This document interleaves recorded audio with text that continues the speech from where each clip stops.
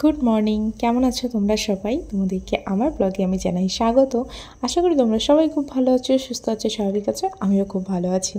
আর আজকে তোমাদের কাছে একটা ডেলি কোনো ব্লগ নয়, একটা বলতে পারো এমনি নর্মাল একটা খুব ভালোই একটা রেসিপি নিয়ে এসেছি। তো রেসিপিটা তোমাদের কেমন লাগবে তোমরা কিন্তু অবশ্যই সেটা কমেন্ট করে জানিও। আর এই জিনিসটা আগে কারা কারা খেয়েছো সেটাও কিন্তু জানিও। এই বাড়িতে আমার শ্বশুরবাড়িতে এটা নতুন এবং আমি যাদেরকে খাইয়েওছি তাদের কাছেও এটা নতুন ছিল। তো যাই হোক, এখানে আমি এখন তোমরা দেখলেই যে আমি ডালটাকে মুগ ডাল খুব ভালো করে আমি এখন কড়াইতে ভেজে নিয়েছি। আর অনেকটা পরিমাণেই ডাল নিয়েছি। আর এখানে সকালবেলা আমি চাল ভিজিয়ে রেখেছিলাম। সেই চালটা জানো তো আগের দিন রাত্রিবেলা ভেজালে ভালো করে ঝারিয়ে নিলে আর কি হয়ে যেত, কিন্তু আমি ভুলেই গেছিলাম একদম। সে কারণে সকালে ভিজিয়েছি, তারপরে দুপুরবেলা ঝাড়তে দিয়েছিলাম, কিন্তু জলটা খুব ভালো করে ঝরেনি। আর এই চালটা মোটামুটি যা হয়েছে সেটি হয়ে যাবে মনে হলো, ভালো করে মিক্সিতে দিয়ে নিলাম। আর এদিকে আমার ডালটাও খুব ভালো করে সিদ্ধ হয়ে গেছে। আর ভেজে নিয়ে আমি প্রেশার কুকারে দিয়ে দিয়েছিলাম। তারপর দেখলাম জানো তো অনেকটা পরিমাণে ডাল হয়ে গেছে, বুঝতে পারিনি। তো ভাবলাম যে পরের দিনে তাহলে মুগ ডাল করে খেয়ে নেবো। আর মাছের মাথাও আছে, মাছের মাথা দিয়ে মুগ ডাল খেয়ে নেবো। আর এই পুরো যে গরম ডালটা দিলাম তার মধ্যে আমি চালের গুঁড়োটা সব ঢেলে দিয়েছি। অল্প রেখেছি, যদি পরে লাগে দেব। আর এই যে চালের গুঁড়োর মধ্যে জানো তো আমি একটু নুন মিক্সড করে দিয়েছিলাম। একটু নুন দিতেই হবে, নাহলে আলোনো লাগবে। আর এই যে এখন পুরো যে গরম যে ডালটা তার সাথেই কিন্তু চালের গুঁড়িটা খুব ভালো করে মিক্সড করতে হবে। আমার এখানে ডালটা একটু বেশি হয়ে গেছিলো, তোমরা যদি একটু ইকুয়ালিটিটা মেনটেন করো জিনিসটা আরও বেশি ভালো হবে। আর এখানে গরম না মাখলে একদমই হবে না। তো আমি পুরো মাখার পর একটু পাখার তলায় রেখেছিলাম। একটু ঠান্ডা না হলে আমি হাত দিতেই পারছিলাম না। ওইভাবে মাখলে তো হবে না, আটা মাখার মতন জিনিসটা ভালো করে মাখতে হবে।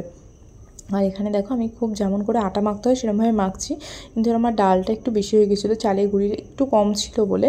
তো আমার জিনিসটা মনে হচ্ছে একটু পাতলা লাগছে। তো এটা আরেকটু টাইট হলে জিনিসটা খুব ভালো হয়।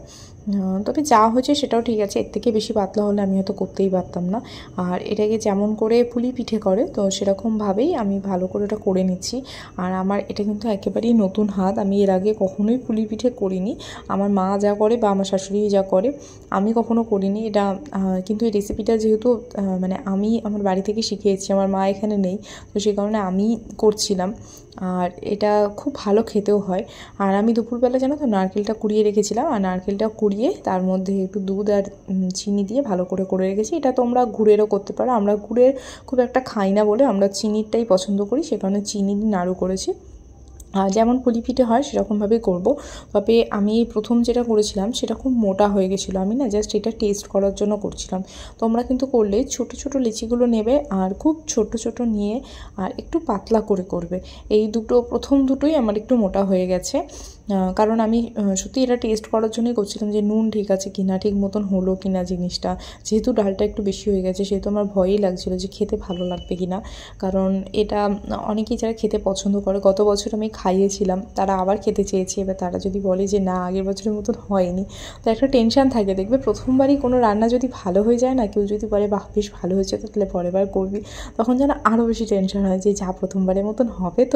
তো এই যে দেখছো আমি এখন অনেকটা কিন্তু পাতলা করে করেছি, আর একটু বড় করেই করে নিচ্ছি কারণ অনেকগুলো রয়েছে আর টাইমটাও খুব কম। মা একটু বেরোবে, মা আরও, তো ওরাই একেবারে নিয়ে যাবে। আমার মায়ের জন্য একটু পাঠিয়ে দিচ্ছিলাম। তো যাই হোক এখন দেখো একটু পাতলা করে আর একটু মানে বড়ও নয় আবার খুব ছোটোও নয় এরমভাবে করেছি, কিন্তু আমার বাড়িতে এগুলো কিন্তু একটু মাঝারি সাইজ করেই করতো। তো তারপর আমি একদম পুরো কড়াইতে একদম তেলটা গরম হবে, আর সেই তেলের মধ্যে আমি এটা খুব ভালো করে লাল লাল করে ভেজে নিতে হবে। আর ভেজে নেওয়ার পর গরম গরম তোমরা সার্ভ করবে। এটা কিন্তু সত্যি বলছি খেতে দারুণ হয়, তোমরা বাড়িতে একবার ট্রাই করে দেখতে পারো। তবে হ্যাঁ, ডালটা কিন্তু সত্যিই ওই রকম গরমই মাখতে হবে, না হলে কিন্তু ভালো লাগবে না। চলো টাটা, আজকের মতন টাটা।